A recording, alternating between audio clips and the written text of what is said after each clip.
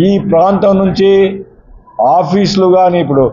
గ్రామీణ బ్యాంకు ఏమండి గ్రామీణ బ్యాంకు ఇప్పుడు ఢిల్లీ మనకు రాజధాని ఎల్ఐ సెంటర్ ఎక్కడుంది బాంబేలో ఉంది ఎస్బీఐ సెంటర్ బాంబేలో ఉంది హెడ్ క్వార్టర్స్ రాయలసీమ గ్రామీణ బ్యాంకు రాష్ట్ర బ్యాంక్ అయినంత మాత్రం కడపలో ఉండకూడదా దీన్ని ఎత్తుకొని ఇవన్నీ ఆలోచించకుండా వీళ్ళు అనుకుంటున్నారు మేము ఏం చేసినా చెల్లుతాదులే అని ప్రజల హృదయాలు గాయపడితే చెప్తున్నాను నేను రాయలసీమ ప్రజలు ఒక్కసారి కనుక వాళ్ళ హృదయం గాయపడితే చంద్రబాబు నాయుడు వాళ్ళ నాయన వచ్చినా కానీ ప్రజలు మారరు చిట్టుగా ఓడిస్తారు గుర్తుపెట్టుకోవాలి ఈ ప్రాంతంలో ఉండేటువంటి ఎమ్మెల్యేలకు చెప్తున్నాను నేను ఏం బుద్ధి లేదా మీకు కడుపుకు అన్నం తిన్నారు మీరు ఈ ప్రాంతంలో మిమ్మల్ని గెలిపించేందుకు ఈ జిల్లా యొక్క ప్రయోజనాలు ఈ ప్రాంతం యొక్క ప్రయోజనాలు కాపాడకుండా మీరు ఇసుక మీకు డబ్బులు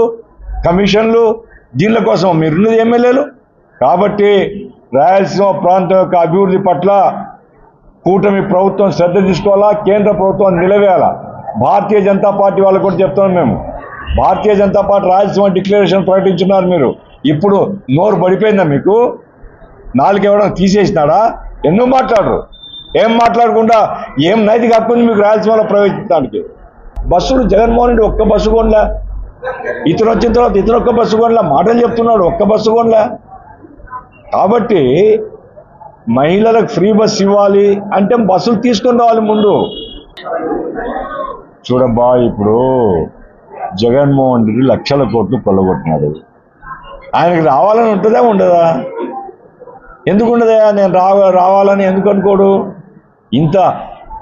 ఈ రకంగా కొల్లగొట్టినోడు ఇంకెవడన్నాడయా కాబట్టి జగన్కు కొల్లగొట్టడానికి మళ్ళీ లైసెన్స్ కావాలనుకోవడం సహజం కానీ ప్రజలు ఒప్పుకుంటారని నేనైతే అనుకోవడం వీళ్ళ మీద కోపం వస్తే ఇంకా మార్గం వేరే చూస్తారు కానీ జగన్ రాజ్యంలో ఏమి బాగుపడినారా జనానికి బటన్ నొక్కింది కూడా కింది వరకు పోయిందా లేదా చూసే దిక్కు లేదు ఇప్పుడు ఇంతకుముందు ఒక ఉత్తర్వులు ఇస్తే ఎంఆర్ఓ ఆఫీస్లో తెలిసేది మనకు అది అమలు జరుగుతుందా అని జగన్ బటన్ నొక్కు ఢిల్లీ